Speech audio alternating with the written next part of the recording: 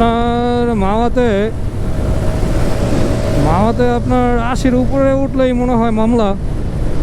আপনার ক্যামেরা লাগাইছে, তখন হুট করে যাই দেখবো আপনার মামলা উঠে রয়েছে। তো আমি অল টাইম 70-এর নিচে থাকা ট্রাই করব। এখানে জোরে চালানো নিষেধ। আমি 60-70-এর মধ্যে চালানোর চেষ্টা করব, কারণ না হয় মামলা খেতে হবে আমাদের।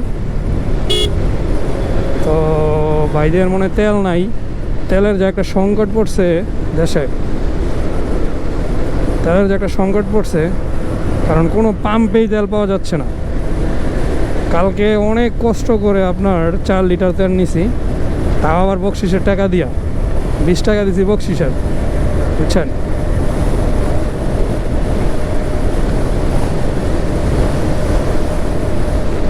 আপনার তেলই পাওয়া যাচ্ছে না, বাইক চালামুখী।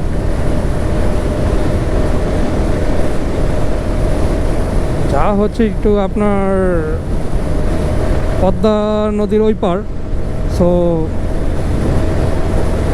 বিকাল টাইম ওইখানে একটু আড্ডা দিয়ে আসি।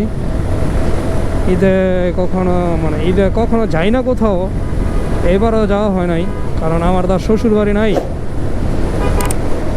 আহা, পিছে ডিস্টার্ব করতেছে নোয়াটা, তো যাওয়া হয় নাই। আমার তার শ্বশুর বাড়ি নাই যে আমি শ্বশুর বাড়ি যাব। আমি যাদের সাথে চলাফেরা করি তারা সবাই শ্বশুর বাড়ি চলে গেছে। তো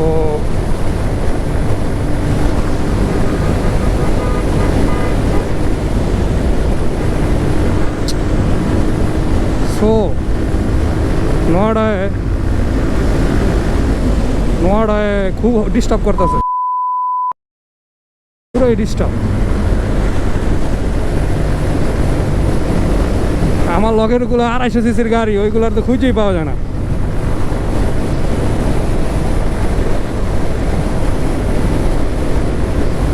আমি পিছে পড়ে রয়েছি, তো আমি পিছে পড়ে রয়েছি, মনে হয় সবাই মামা চলে গেছে, আমি যতটুকু মনে করি। কারণ আমি 70-এর উপরে টান উড়াচ্ছি না, টান উঠলে 70-এর উপরে মামলা। তো ব্রিজের গোড়াই থাকবে পুলিশ, টুল বক্সের সামনে। যত স্লো চালানো যায়। আর রোদ্রে তাপটা প্রচুর, রোদ্র উঠলে কি হইব, একটা শীতের ফিল আছে আর কি আপনার। বাহ, কত সুন্দর টান গাড়ি।